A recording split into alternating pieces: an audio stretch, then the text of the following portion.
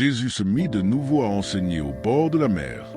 Une grande foule s'étant assemblée auprès de lui, il monta et s'assit dans une barque sur la mer. Toute la foule était à terre sur le rivage. Il leur enseigna beaucoup de choses en paraboles et leur dit dans son enseignement, « Écoutez, un semeur sortit pour semer. Comme il semait, une partie de la semence tomba le long du chemin. Les oiseaux vinrent et la mangèrent. Une autre partie tomba dans un endroit pierreux, où elle n'avait pas beaucoup de terre. Elle leva aussitôt, parce qu'elle ne trouva pas un sol profond. Mais, quand le soleil parut, elle fut brûlée et sécha, faute de racines. Une autre partie tomba parmi les épines. Les épines montèrent et l'étouffèrent, et elle ne donna point de fruit. Une autre partie tomba dans la bonne terre. Elle donna du fruit qui montait et croissait, et elle rapporta 30, 60 et 100 pour un. Puis il dit, que celui qui a des oreilles pour entendre, entende. Lorsqu'il fut en particulier, ceux qui l'entouraient avec les 12 l'interrogèrent sur les paraboles. Il leur dit, c'est à vous qu'a été donné le mystère du royaume de Dieu. Mais pour ceux qui sont dehors, tout se passe en paraboles, afin qu'en voyant ils voient et n'aperçoivent point, et qu'en entendant ils entendent et ne comprennent point, de peur qu'ils ne se convertissent et que les péchés ne leur soient pardonnés. Il leur dit encore, vous ne comprenez pas cette parabole? Comment donc comprendrez-vous toutes les paraboles? Le semeur sème la parole. Les uns sont le long du chemin où la parole est semée. Quand ils l'ont entendu, aussitôt Satan vient et enlève la parole qui a été semée en eux. Les autres reçoivent la semence dans les endroits pierreux. Quand ils entendent la parole, ils la reçoivent d'abord avec joie. Mais ils n'ont pas de racines en eux-mêmes, ils manquent de persistance. Et dès que survient une tribulation ou une persécution à cause de la parole, ils y trouvent une occasion de chute. D'autres reçoivent la semence parmi les épines. Ce sont ceux qui entendent la parole. Mais en qui les soucis du siècle, la séduction des richesses et l'invasion des autres convoitises étouffent la parole et la rendent infructueuse. D'autres reçoivent la semence dans la bonne terre.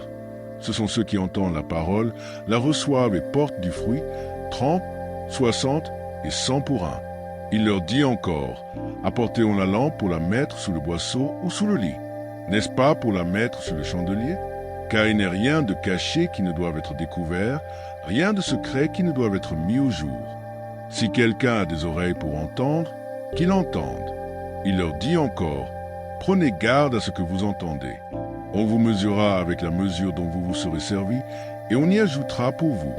Car on donnera à celui qui a, mais à celui qui n'a pas on notera même ce qu'il a. Il dit encore, il en est du royaume de Dieu comme quand un homme jette de la semence en terre. Qu'il dorme ou qu'il veille, nuit et jour, la semence germe et croît sans qu'il sache comment. La terre produit d'elle-même d'abord l'herbe, puis l'épi, puis le grain tout formé dans l'épi. Et, dès que le fruit est mûr, on y met la faucille, car la moisson est là. Il dit encore, à quoi comparons-nous le royaume de Dieu, ou par quelle parabole le représenterons-nous? Il est semblable à un grain de sénévé, qui, lorsqu'on le sème en terre, est la plus petite de toutes les semences qui sont sur la terre.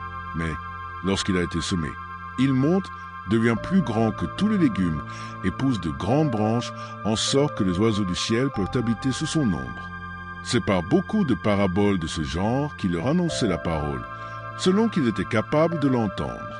Il ne leur parlait point sans parabole, mais, en particulier, il expliquait tout à ses disciples.